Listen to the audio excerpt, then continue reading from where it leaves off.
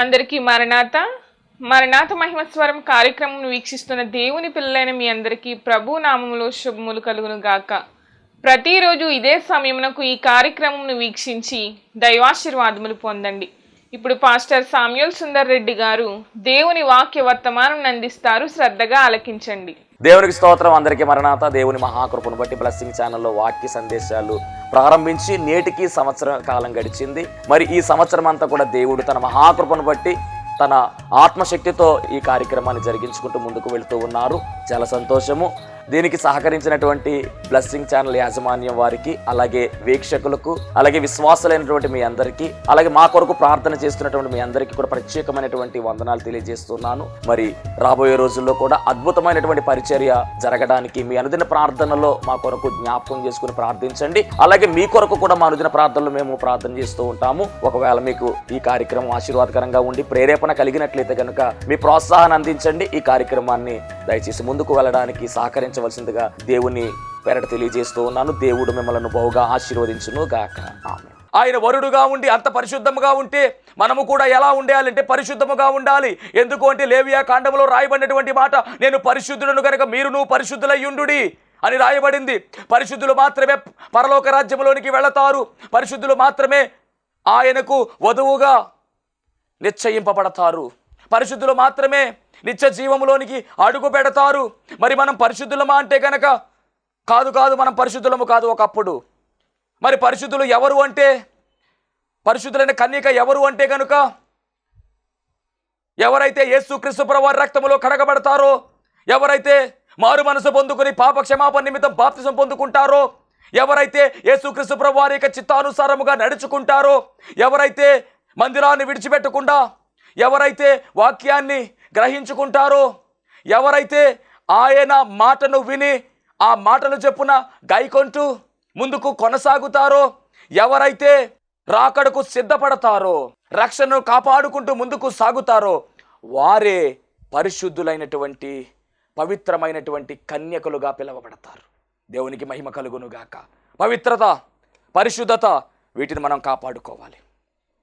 పవిత్రాలని కన్యకగా ఒకే పురుషుడు అనగా యేసుక్రీస్తు ప్రభువు వారికి సమర్పింపవలనని ప్రదానము చేసినట్టుగా ఇక్కడ పౌలు గారి ద్వారా దేవుడు రాయిస్తూ ఉన్నాడు. అవును, ఈ మాట చాలా వాస్తవం.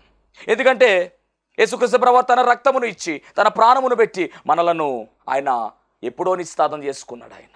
ఎప్పుడో ఆయన మనల్ని కొనేసుకున్నాడు. ఇప్పుడు మనం మన సొత్తు కాదు, ఆయన సొత్తు అయి ఉన్నాము, ఆయన ప్రజలై ఉన్నాము. దేవునికి మహిమ కలుగును గాక. కాబట్టి ఎప్పుడైతే మనం రక్షణ పొందుకున్నామో మనం ఎలా మార్చబడ్డామంటే కన్యకలుగా మార్చబడ్డాము. కలంకమైనను, ముడతైనను, మచ్చైనను, డాగైనను లేనటువంటి పవిత్రురాలైనటువంటి కన్యకగా మనం మార్చబడ్డాము. ఇలా మార్చబడినటువంటి మనము యేసుక్రీస్తు ప్రభువు వారి దగ్గర నిలవబడేటటువంటి వధువుగా, ఆయన ప్రక్కన ఉండేటటువంటి వధువుగా ఒక గొప్ప అంతస్తును మనం కలిగి ఉన్నామనే విషయాన్ని కూడా ఈరోజు మీకు జ్ఞాపకం చేస్తూ ఉన్నాను. మన పొజిషన్ ఏమిటి అంటే కనుక ఆయనకు భార్యగా, ఆయన వరుడైతే మన వధువుగా మనం ఉన్నాం. ఇటు భాగ్యము ఎలా వచ్చింది అంటే కనుక యేసుక్రీస్తు ప్రభువు వారే మనకు కలిగించారు. ఇటు భాగ్యము ఎలా వచ్చింది అంటే కనుక యేసుక్రీస్తు ప్రభువు వారు తన ప్రాణత్యాగము చేయడం ద్వారా వచ్చింది. ఆయన మనందరి కొరకు బలి అవ్వడం వల్ల వచ్చింది. లోక పాపమును మోసుకుని పోవచ్చున్న దేవుని గొర్రె పిల్లగా పిలువబడినటువంటి యేసుక్రీస్తు ప్రభువు వారే ఈ లోకములోనికి వచ్చి వేసి తన్ను తాను రిక్తునిగా చేసుకుని తన్ను తాను తగ్గించుకుని 39 కొర్రా దెబ్బలు ఒంటి మీద నాట్యమాడాయి. తల మీద భయంకరమైన ముళ్ళ కిరీటం పెట్టబడింది. చేతుల్లోనికి కాళ్ళలోనికి మేకులు తెగ్గొట్టబడ్డాయి. భూమికి ఆకాశానికి మధ్యలో 3 మేకుల మధ్యలో, నిలువు కమ్మికి అడ్డు కమ్మికి మధ్యలో, దేవదేవునికి నరునికి మధ్యలో మధ్య వ్యక్తిగా ఉన్నటువంటి యేసుక్రీస్తు ప్రభువు వారు మాంసం ముద్దగా మార్చబడి తన ప్రాణమును తన దేహమును దానముగా ఇచ్చి వేసినాడు. కనుకనే పాపులుగా ఉన్నటువంటి మనము పరిశుద్ధులుగా మార్చబడ్డాం. అంత మాత్రమే కాదు, పవిత్రురాలైనటువంటి కన్యకలుగా మార్చబడ్డాం. ఇట్టి గొప్ప రక్షణ, ఇది మామూలు రక్షణ కాదు, గొప్ప రక్షణ. ఇట్టి గొప్ప రక్షణను నిర్లక్ష్యము చేసిన ఎడల ఎలాగూ తప్పించుకుందుము అని హెబ్రీ పత్రికలో పౌలు గారు మాట్లాడుతున్నారు. వద్దు, నిర్లక్ష్యము చేసేటటువంటి వారంగా మనం ఉండకూడదు. అవును, ప్రభువు నమ్ముకున్నాం, బాగానే ఉంది. రక్షణ పొందుకున్నాం, బాగానే ఉంది. పాప క్షమాపణ జరిగింది, బాగానే ఉంది. అయినప్పటికీ కొంతమంది ఈ మధ్య కాలంలో నిర్లక్ష్యము చేస్తున్నారు. జాగ్రత్త. నిర్లక్ష్యము చేస్తే రాబోయేటటువంటి ఉగ్రత నుంచి తప్పించేది ఎవరు? ఒకసారి కడగబడ్డాము, రక్షణ పొందుకున్నాము, ప్రభు రక్తములో కడగబడి ప్రభువుతో ఐక్యమయ్యేటటువంటి దశలోనికి వస్తూ ఉండగా సాతాను వేస్తున్నటువంటి కుయుక్తులకు, సాతాను వేస్తున్నటువంటి ఎత్తుగడలకు పడిపోయినటువంటి వారు అనేక మంది ఉండొచ్చు. కానీ నేను చెప్తున్నటువంటి మాట, జాగ్రత్త. రక్షణ పొందుకోవడం ఒక ఎత్తు అయితే దాన్ని కాపాడుకోవడం మరొక ఎత్తు. పొందుకునేటువంటి రక్షణ జాగ్రత్తగా మనం కొనసాగించవలసిన వారమై ఉన్నాము. సాతానుగాడి యొక్క ప్రయోగం ఏమిటి అంటే కనుక, వాడి ఉద్దేశం ఏమిటి అంటే ఎప్పుడు మృంగుదామా అని ఎదురు చూస్తూ ఉన్నాడు. మనము వాడికి తావివ్వకూడదు, మనం వాడికి చోటు ఇవ్వకూడదు. వాడు రకరకాల విషయాలలో మనలను ఇబ్బంది పెడుతూ ఉంటాడు. వాడి ప్రయోగాలు గొప్పవి కాబట్టి చాలా జాగ్రత్తగా మనం ఉండాలి. లోకాన్ని ఎరగా వేస్తాడు వాడు, లోక ఆశలను ఎరగా వేస్తాడు వాడు. నేత్రాస, శరీరపు ఆశ, జీవపు డమ్మము, ఇవి లోకములో ఉన్నవి. లోకములో ఉన్న వాటికి మనము చాలా జాగ్రత్తగా ఉండాలి. లోకములో ఉన్నది ఏది నాది కాదంటున్నాడు దేవుడు. కాబట్టి సాతాను వేస్తున్నటువంటి ఉచ్చులోనికి మనం వెళ్లకుండా పరిశుద్ధతను మనం కాపాడుకుంటూ, పవిత్రతను మనం కాపాడుకుంటూ ముందుకు సాగాలని మరి దేవుని వాక్యము సెలవిస్తూ ఉంది. రెండవ లక్షణం ఏమిటంటే కన్యక. ఎలాంటి కన్యక అంటే ఈ రెబెక్కమ్మ పురుషుని కూడినటువంటి కన్యక, పవిత్రతతో ఉన్నటువంటి కన్యక, పరిశుద్ధురాలైనటువంటి కన్యక. ఈమె వలె మనము కూడా పరిశుద్ధులముగా ఉండాలి. అలా ఉండడానికి యేసుక్రీస్తు ప్రభువు వారు శిలువ యజ్ఞ యాగము చేశాడు, తన ప్రాణమును త్యాగముగా ఇచ్చివేశాడు. గనుక మనమందరము కూడా పరిశుద్ధులముగా మార్చబడ్డాం. మార్చబడినటువంటి మనము మరలా పాపములోనికి వెళ్ళడము మంచిది కాదు. జాగ్రత్త. నీలో ఉన్నటువంటి వ్యసనాలు, నీలో ఉన్నటువంటి వ్యతిరేక క్రియలు, దేవునికి నచ్చని క్రియలు అన్నిటినీ కూడా నువ్వు విసర్జించాలి, విడిచిపెట్టాలి. నువ్వు రక్షణ పొందుకుని ఇంకా నువ్వు పాపపు క్రియలు చేస్తూ ఉంటే దేవుడు ఊరుకోడు. వాక్యం ఇచ్చినటువంటి దేవుడి బిడ్డలారా, జాగ్రత్త. దేవుడు నీతోనే మాట్లాడుతున్నాడు సహోదరుడా. ఇదిగో నీవు ఇంకనూ మారలేదు. నీవు ఆ యొక్క వ్యసనాలలోనే ఉండిపోతున్నావు. ఎవరు చూశారులే అనేటటువంటి ఒక భయంకరమైనటువంటి ఆలోచన కలిగి ఉన్నావు. సమస్తమును చూస్తున్నాడు ఆయన, నీకు అవకాశం ఇస్తూ ఉన్నాడు. నువ్వు మారుతావని ఎదురు చూస్తూ ఉన్నాడు. మారు. పరిపూర్ణంగా మారితే నీ జీవితంలో దేవుడు అద్భుతాలు జరిగిస్తాడు. నీకున్నటువంటి ఇబ్బందులు తొలగిపోతాయి, నీకున్నటువంటి అశాంతి తొలగిపోతుంది. అన్నీ కూడా ఆయన చిత్తానుసారంగా జరుగుతాయి. ఈ పవిత్రత నువ్వు కోల్పోవడానికి అవకాశము ఇవ్వద్దు. పవిత్రత కలిగి ఉండాలి. సాతానికి అవకాశం ఇస్తే అపవిత్రత మనలోనికి వస్తుంది. జాగ్రత్త. దేవునికి మహిమ కలుగునుగాక. కాబట్టి ఈ పరిశుద్ధత చివరి వరకు మనం కాపాడుకోవాలి. ఎగిరి మేఘం ఎక్కాలంటే పరిశుద్ధులుగా ఉండాలి. పరిశుద్ధులకు మాత్రమే అక్కడ చోటున్నది. పరిశుద్ధులకు మాత్రమే ఆ నిత్యరాజ్యంలో చోటున్నది. కనుక ఈ పరిశుద్ధత మనం కలిగి ఉండాలి. ఇది రెండవ లక్షణం. ఇక మూడవ లక్షణంలోకి వెళ్తే కనుక ఆదికాండం 24వ అధ్యాయం 16వ వచనంలో మరలా ఒకసారి మనం చదివినట్లయితే, ఆ చిన్నది మిక్కిలి చక్కనిది, ఆమె కన్యక, ఏ పురుషుడును ఆమెను కూడలేదు. ఆమె ఆ బావిలోనికి దిగిపోయి కడవను నీళ్లతో నింపుకొని ఎక్కిరాగా. రైట్. ఈమెలో ఉన్నటువంటి మూడవ లక్షణము నీళ్లు నింపుకునే లక్షణము. నీళ్లు నింపుకునే లక్షణం ఈమె కలిగి ఉంది. ఎలియాజర్ గారి యొక్క టాస్క్ ఏమిటి? ఎలియాజర్ గారి యొక్క ప్రార్థన ఏమిటంటే, ఎవరైతే నీళ్లు పట్టుకెళ్ళడానికి ఇక్కడికి వస్తారో ఆ నీళ్లు పట్టుకెళ్ళేటటువంటి ఆమెను నీళ్లు అడుగుతాను. ఆ నీళ్లు గనక నాకు ఇచ్చి నా ఒంటెలకు కూడా నీళ్లు పోస్తే ఆమె నా యజమానుని యొక్క కుమారునికి భార్య అని మొత్తం మీద ఇన్ఫిక్స్ అయ్యాడు. అంటే నీళ్లు నింపుకోవడం అనే లక్షణము ఖచ్చితంగా అక్కడ ఉండాలి. పాత్ర పట్టుకొస్తూ ఉంది, లేదా కడవ పట్టుకుని వస్తూ ఉంది, లేదా కొండ పట్టుకుని వస్తూ ఉంది. ఇప్పుడు ఆ కొండ ఖాళీగా వెళ్ళకూడదు. ఆ కొండ నీళ్లతో నింపబడితేనే ఆమె ఇస్సాకుకు భార్యగా పిలువబడుతుంది. ఈరోజు నేను చెప్తున్నటువంటి మాట ఏమిటి అంటే, ఆనాడు రెబెక్కమ్మ నీళ్లతో నింపబడినటువంటి కొండ ద్వారా మరి ఎలియాజర్ దగ్గరికి వచ్చింది. ఎలియాజర్ అడిగాడు, నీళ్లు పోసింది, ఒంటెలకు కూడా పోసింది. చివరగా ఏమైందంటే గనక ఇస్సాకుకు భార్యగా ఆమె ఎంచబడింది. ఈరోజు వధువు సంఘములో వధువుగా మనం ఉన్నాము. యేసుక్రీస్తు ప్రభువు వారి యొక్క భార్యగా లేదా వధువుగా మనము గనక సిద్ధపడాలి అంటే, పిలవబడాలి అంటే, ఏర్పాటులో ఉండాలి అంటే ఖచ్చితంగా నీళ్లు నింపుకునే అనుభవం మనలో ఉండాలి. వట్టి పాత్రగా మిగిలిపోయేటటువంటి వారముగా, ఖాళీ పాత్ర కలిగిన వారముగా మనం ఉండకూడదు. నీళ్లు నింపుకునే అనుభవములోకి మనం వెళ్ళాలి. దేవునికి మహిమ కలుగునుగాక. ఈ నీరు దేన్ని సూచిస్తూ ఉంది? ఈ పాత్ర దేన్ని చూపిస్తూ ఉంది? ఈ కొండ ఏమిటి అంటే, కొండ ఏమిటో కాదు, ఆ కొండ మనమే. ఆ కుమ్మరి ఆయనే. మనము జగటమన్నుగా ఉన్నాము. ఈ జగటమన్నును కొండగా మారుస్తున్నాడు ఆయన. ఈ జగటమన్నును పాత్రగా మారుస్తున్నాడు ఆయన. పరమ కుమ్మరిగా ఆయన పిలువబడుతూ ఉన్నాడు. ఇటు యెషయా గ్రంథం కావచ్చు, అటు ఇర్మియా గ్రంథం కావచ్చు. ఇర్మియా గ్రంథం 18:4 మనం చూస్తే కనుక ఈ మాట కనబడుతుంది. ఆయన పరమ కుమ్మరి. ఆయన చేతిలో జగటమన్ను ఎవరు అంటే మనమే. ఈ జగటమన్నును ఆయన అద్భుతమైనటువంటి కొండగా మార్చాడు. గమనించండి, చరిత్రలోకి వెళ్ళినట్లయితే ఆదికాండములో 2వ అధ్యాయములో దేవుడు మానవుని చేసినటువంటి రీతి కనబడుతూ ఉంది. మట్టిని చక్కగా ఆయన తీసి ఆ మట్టిని చక్కని మరి బొమ్మగా మలిచినట్టుగా, దానిలోనికి ఆయనే తొలి శ్వాసను ఊదినట్టుగా ఆయన జీవవాయువును ఊదగనడు, జీవాత్మ ఆయను అని రాయబడింది. మట్టిలో నుంచి మానవుడు వచ్చాడు. మట్టిలో నుంచి మానవుడిని దేవుడే చేశాడు. తన స్వరూపమందు తన పోలిక చొప్పున నరుని చేశాడు. చేసిన తరువాత జీవవాయువు ఊదాడు, జీవాత్మ వచ్చింది. కింద నుంచి శరీరము, పైనుంచి ఆత్మ, ప్రాణము, 3 కలపగా మానవుడయ్యాడు. గొప్ప సృష్టి. అంటే మట్టే దేహము, మట్టి దేహం ఇది. ఈ మట్టి దేహానికి అందమైనటువంటి రూపాన్ని ఇచ్చాడు. అందుకనే కొమ్మరి కొండకు ఏ విధముగా రూపాన్ని ఇస్తాడో, పరమ కొమ్మరి ఈ మానవునికి అలాంటి రూపాన్ని ఇచ్చాడు. ఆయన పరమ కొమ్మరైతే మనము కొండలమై ఉన్నాము, లేదా పాత్రలమై ఉన్నాము. ఈరోజు ఈ పాత్ర, ఈ మట్టి పాత్ర, ఆనాడు రేపకమ్మ చేతిలో కడవ, లేదా ఆనాడు రేపకమ్మ చేతిలో ఉన్నటువంటి ఆ కుండ నీటితో నింపబడిన మాదిరిగా ఈ పాత్ర కూడా, ఈ మట్టి వట్టి పాత్ర కూడా ఖాళీగా ఉండడానికి వీలు లేదు. నీళ్లతో నింపబడాలి. ఈ పాత్ర నీళ్లతో నింపబడితేనే వధువుగా పిలవబడుతుంది. మరి నీరు అనగానే దేని చూపిస్తూ ఉంది? నీరు అంటే దేని చూపిస్తుంది? ఒకసారి వాక్యంలో చూద్దాం. ద్వితీయోపదేశకాండం 32వ అధ్యాయము, పరిశుద్ధ గ్రంథములో నుంచి దేవుని వాక్యములో ఉన్న రాయబడిన మాట.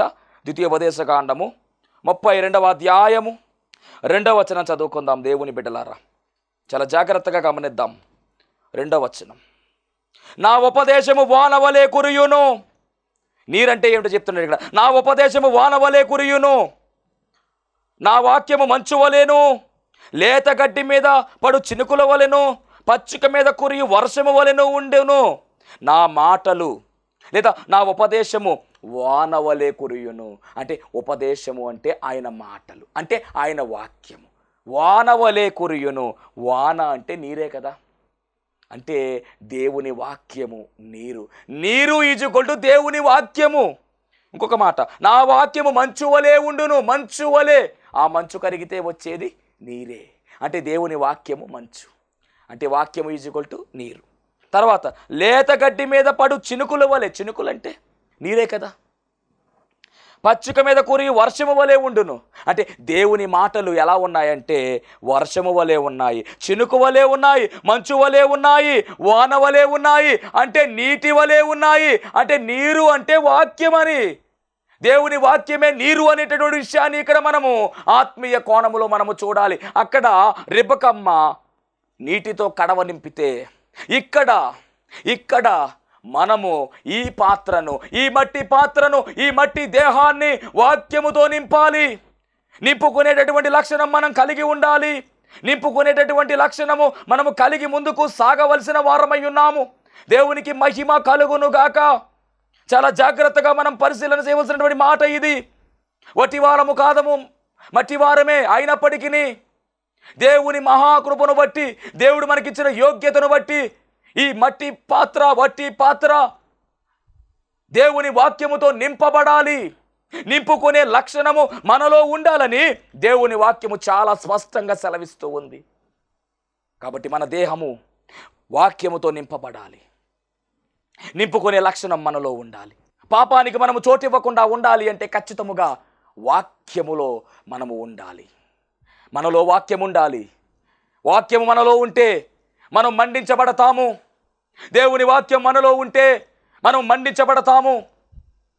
అపోస్తలులు చేసినటువంటి బోధ, అద్భుతమైనటువంటి బోధ, దేవుని సేవలో బలముగా వారు వాడబడ్డారు అంటే వారు వాక్యముతో నింపబడ్డారు, వాక్యముతో కడగబడ్డారు. వారు ఈరోజు దేవుని వాక్యము ప్రకటిస్తూ ఉంటే చాలామంది ఆ వాక్యాన్ని వినేవారుగా లేరు. మందిరానికి వెళుతున్నారు, కానీ దేవుని వాక్యము చెప్పేటటువంటి సమయంలో బోధకుడు నిలవబడి వాక్యాన్ని మాట్లాడుతూ ఉంటే ఆ వాక్యాన్ని వినకుండా బయటకు వెళ్ళిపోయేవారు అనేక మంది ఉన్నారు కదా. అంత మాత్రమే కాదు, సభలలో వాక్యాన్ని ప్రకటిస్తూ ఉంటే అనేక మంది వారి ఇష్టానుసారంగా బయట తిరుగుతూ ఉన్నారు. కొంతమంది ఏం చేస్తారంటే సెల్ ఫోన్ పట్టుకెళ్ళి సెల్ ఫోన్ చూసుకుంటూ కూర్చుంటారు.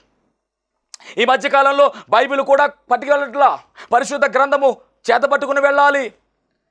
పొలం పనికి వెళ్ళేటటువంటి రైతు ఖచ్చితంగా కొడవలు తీసుకువెళ్తాడు, ఎందుకంటే కొడవలి ఉండాలి. అలాగే స్కూల్కి వెళ్ళేటటువంటి స్టూడెంట్ చేతిలో ఖచ్చితంగా పెన్న పట్టుకు వెళ్తాడు. అలాగే మందిరానికి వెళుతున్నటువంటి మనము ఖచ్చితంగా పరిశుద్ధ గ్రంథాన్ని చేత పట్టుకుని వెళ్ళాలి. నీకు చదువు వచ్చినా రాకపోయినా మందిరానికి ఖచ్చితంగా బైబిల్ గ్రంథాన్ని తీసుకువెళ్ళాలి. నేటి కాలంలో సెల్ ఫోన్లో ఉంటుంది బైబిల్ అనేసి బైబిల్ను కూడా ప్రక్కన పెట్టి సెల్ ఫోన్ పట్టుకెళ్తున్నారు. అక్కడికి వెళ్ళిన తర్వాత దైవజనుడు వాక్యం చెప్తూ ఉంటే ఇక వాళ్ళు ఏం చేస్తున్నారంటే సెల్ ఫోన్ ఆన్ చేస్తున్నారు, దాంట్లో బైబిల్ చూస్తున్నారంటే కనుక ఆ సమయంలోనే సాతానుగాడు ఏం చేస్తాడంటే ట్రాక్ తప్పిస్తూ ఉంటాడు. దైవజనుడు చెప్పే వాక్యాన్ని వినకుండా సెల్ ఫోన్లో చాటింగ్ చేసే వాళ్ళు అనేక మంది ఉన్నారు. అది మంచిది కాదు. నీవు దేవుని వాక్యాన్ని వినాలి, దేవుని వాక్యాన్ని వింటూ ఆ వాక్యాన్ని అన్వయించుకోవాలి. ఆ వాక్యముతో కడగబడడం మాత్రమే కాదు, ఆ వాక్యముతో నింపబడాలి. పరిశుద్ధురాలైనటువంటి కన్యకగా వధువు సంఘముగా ఉన్నటువంటి మనము వధువుగా ఉండాలి అంటే ఖచ్చితముగా వరుడైన యేసుక్రీస్తు ప్రభువు వారిని కలుసుకోవాలి అంటే, నిత్య జీవములోనికి వెళ్ళాలి అంటే, ఆయనకు భార్యగా పిలవబడాలి అంటే ఖచ్చితముగా వాక్యముతో నింపబడాలి. నింపబడకుండా కడగబడకుండా గొప్ప అంతస్తు మనకు రాదు. ఇంత భక్తి చేసేది ఎందుకు అంటే పరలోక రాజ్యంలోనికి వెళ్ళడానికే కదా. మరి అలాంటప్పుడు ఈ రిబకమ్మ నింపబడినట్టుగా మనము కూడా వాక్యముతో నింపబడాలి. ఎవరైతే వాక్యముతో నింపబడతారో, ఎవరి హృదయం అంతా కూడా వాక్యముతో నింపబడి ఉంటుందో వారు ఇక పాపము చేయడానికి అవకాశం ఉండదు. నోటి ద్వారా పాపము రాదు, క్రియల ద్వారా పాపము రాదు, ఆలోచనలో పాపము ఉండదు. ఎందుకంటే హృదయం అంతా కూడా వాక్యముతో నింపబడుతుంది. అంత మాత్రమే కాదు, మన హృదయము శుద్ధీకరించబడుతుంది, వాక్యము ద్వారా కడగబడుతుంది. హృదయ శుద్ధి గల వారు ధన్యులు, వారు దేవుని చూచెదరు అన్నట్లుగా దేవుని చూచేటటువంటి గొప్ప అనుభవం మనలోకి వస్తుంది. అట్టి శక్తి దేనికి ఉంది అంటే వాక్యానికి మాత్రమే ఉంది. ఎందుకంటే ఆయన వాక్యము ఎలాంటిదంటే కనుక రెండంచెల వాడైనటువంటి ఖడ్గమై ఉన్నది. అది ఎక్కడికైనా దూసుకుని వెళ్ళిపోతుంది. అంత మాత్రమే కాదు, రాతి గుండెను మాంసపు గుండెగా బద్దలగొట్టేటటువంటి శక్తి వాక్యానికి మాత్రమే ఉన్నది. చాలా పవర్ఫుల్ వెపన్ వాక్యము. కాబట్టి ఈరోజు వాక్యముతో మనము నింపబడాలి.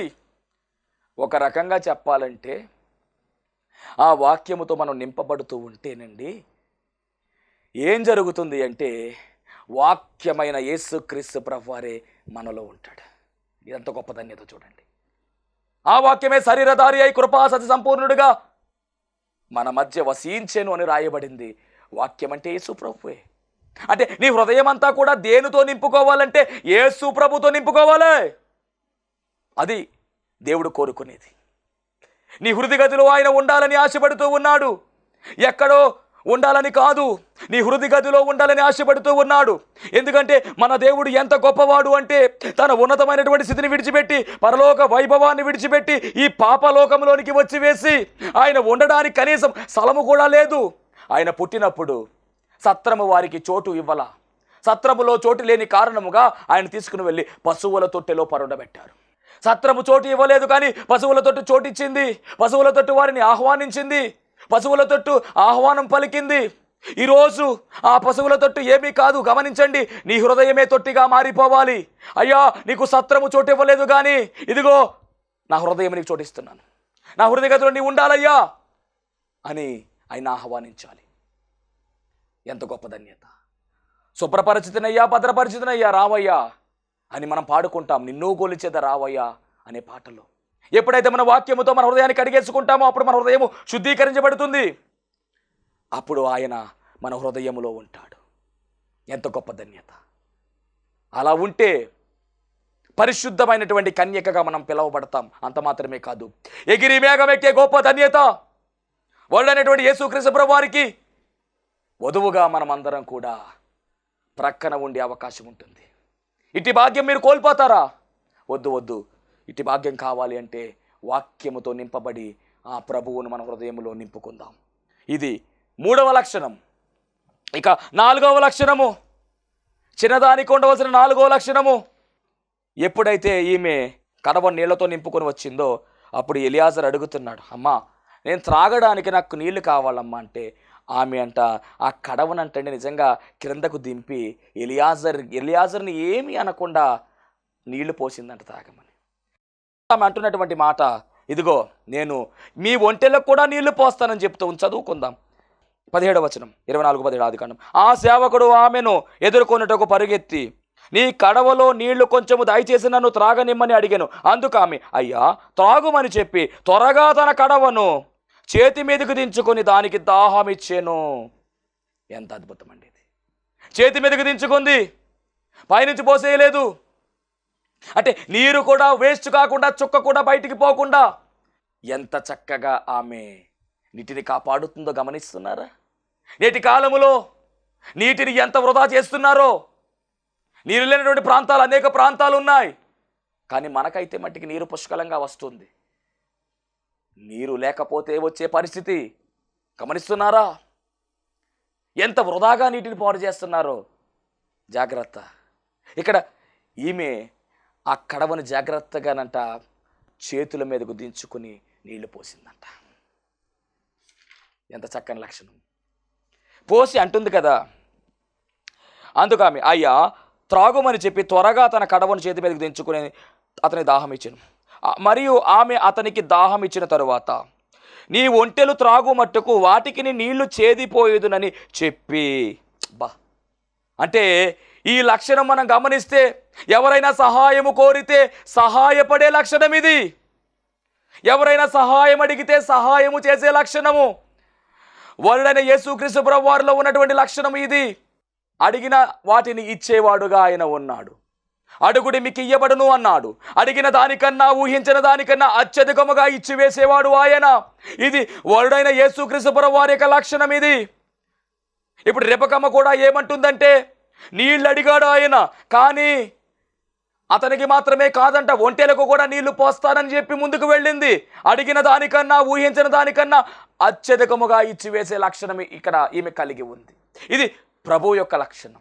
నేను చెప్తున్నటువంటి మాట ఏమిటి అంటే, మరి వరుడైన యేసుక్రీస్తు ప్రభువు వారు అట్టి లక్షణము కలిగి ఉంటే మనము కూడా అట్టి లక్షణము కలిగి ఉండాలి. ఎలాంటి లక్షణం అంటే సహాయపడే లక్షణం కలిగి ఉండాలి. మేలు చేయట చేతనైనప్పుడు మేలు చేయాలి. అలా చేయకుండా ఎడల అది కీడే, దానివల్ల పాపము వస్తుందని దేవుని వాక్యము సెలవిస్తుంది. యాకోబు పత్రికలో రాయబడినమాట, మేలు చేయుట మీ చేతనైనప్పుడు దాన్ని కాదనకుండా చెయ్యాలి మేలు. ఎవరైనా సహాయం అడిగితే ఆ సహాయాన్ని మనం చేయవలసిన వారమై ఉన్నాం. ఎంత గొప్ప ధన్యత! అంత మాత్రమే కాదు, ఈ సహాయపడే లక్షణములో మరి ఆమె నీళ్లు పోసింది. అంటే నీళ్లు పట్టుకుని నీళ్లు నింపబడింది, ఇప్పుడు సహాయం చేస్తూ నీళ్లు పోస్తుంది. అంటే అవసరమైతే నింపబడినటువంటి నీటిని పోసేవారుగా మనం ఉండాలి. ఆమె ఏ విధంగా నీరు పోసిందో అదే విధంగా మనము కూడా వాక్యాన్ని ఇతరులకు పంచే విధముగా ఉండాలి. వాక్యాన్ని ఇతరులకు అందించే విధముగా ఉండాలి. మనము నింపబడ్డాము. గమనించండి, 6 రాతి బాణలు కూడా అంచుల మట్టుకు నింపబడ్డాయి. ఏ వెలితి లేదు ఎక్కడా కూడా.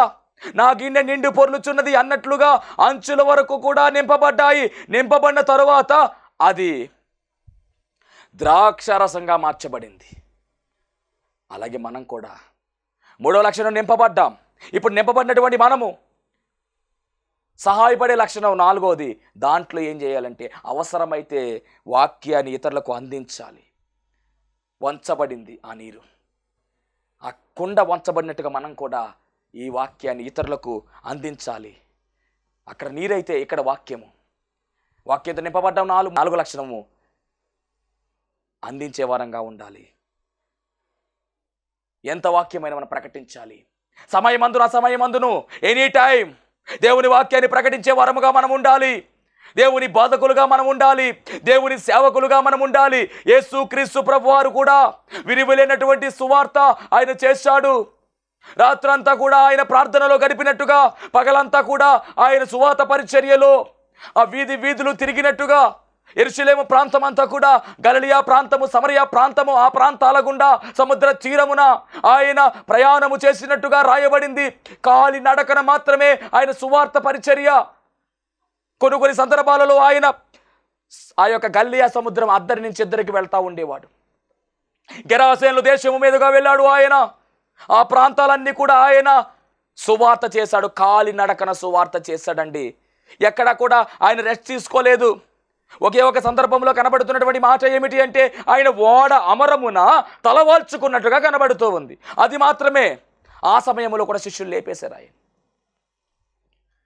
చూడండి ఎంత సువార్త చేశాడు. మహోన్నతుడు నీకు వందనాలు, స్తోత్రాలు. విత్తబడినటువంటి వాక్యము ద్వారా రావాల్సిన దీవెనలు సమృద్ధిగా నీ బిడ్డలకు దయచేయమని, వారి జీవితాల్లో ఉన్నటువంటి కష్టాలు, నష్టాలు, బాధలు, బలహీనతలు, ఇబ్బందులు, ఇరుకులు సమస్తమును తొలగించండి ప్రభువా. నీ నిత్య రాజ్యములో తండ్రి నాయన సిద్ధపడి ఎగిరి మెక్కగల ధన్యత అందరికీ దయచేయమని, త్వరగా పెండ్లి కుమారుడిగా రానయ్యన యేసుక్రీస్తు వారి నామములో అడిగి వేడుకొనుచున్నాము పరమ తండ్రి, ఆమేన్. అందరికీ మరణాత. దేవునికి స్తోత్రం. అందరికీ వందన మరణాత తెలియజేస్తున్నాను. మరణాత మహిమస్వరం అనే ఆధ్యాత్మిక కార్యక్రమాన్ని వీక్షిస్తున్న మీ అందరికీ కూడా మరొక పర్యాయము ప్రభు పేర వందన మరణాత తెలియజేస్తూ ఉన్నాను. మరి ఈ కార్యక్రమము ఎంతో ఆశీర్వాదంగా ఉందని, ఈ కార్యక్రమం ద్వారా ఎన్నో మేళ్లు పొందుకున్నామని మరి మీరు అందరూ కూడా ఫోన్ కాల్ చేస్తూ ఉన్నారు. చాలా సంతోషము. ఎన్నో అద్భుత ఆశ్చర్యకార్యాలు దేవాదేవుడు ఈ కార్యక్రమం ద్వారా జరిగిస్తూ ఉన్నారు. దేవుని నామమునికి మహిమ కలుగునుగాక. మరి మీరు చూస్తున్నటువంటి ఈ యొక్క షెడ్ గురించి గతంలో మీకు చెప్పడం జరిగింది. యజమానుడు మరి దీన్ని బేరం పెట్టారని చెప్పేసి, దీన్ని తీసుకుంటే ఇక్కడ ఆరాధన జరుగుతుంది, లేకపోతే మనం బయటికి వెళ్ళాలనేటువంటి పరిస్థితిని మీకు చెప్పినందుకు చాలామంది మరి సహకరించారు. కొంతమంది మరి అమౌంట్ పంపించడం జరిగింది, అలాగే ప్రార్థన చేయడం జరిగింది. దేవుని మహాకృపను బట్టి పంపించినటువంటి కొంత అమౌంట్ మరి యజమానుడికి కట్టడం జరిగింది. ఇంకా చాలా అమౌంట్ మనము వారికి ఇవ్వాల్సి ఉంది. కనుక మరి ఈ కార్యక్రమాన్ని వీక్షిస్తున్నటువంటి మీకు ఎవరికైనా కనుక ప్రేరేపణ కలిగినట్లయితే కనుక మరి మీ వంతు సహకారాన్ని అందించండి. ఈ దేన సేవకునికి మీ యొక్క సహకారం అందించి ఈ సేవను మరి ముందుకు వెళ్ళేలాగా సహకరించవలసిందిగా ప్రభు పేరు తెలియజేస్తూ ఉన్నాను. మీకు ఎవరికైనా కనుక మరి ప్రేరేపణ కలిగినట్లయితే కనుక స్క్రీన్ మీద కనపడుతున్నటువంటి ఆ నెంబర్కి ఫోన్పే చేయండి, లేదా ఫోన్ చేసినట్లయితే కనుక నేనే స్వయంగా మాట్లాడతాను. మీ సహకారాన్ని అందించండి. ప్రభు పనిలో మీరు కూడా పాలి భాగస్తులు కావాల్సిందిగా ప్రభు పేరు తెలియజేస్తున్నాను. అందరికీ మరణాత.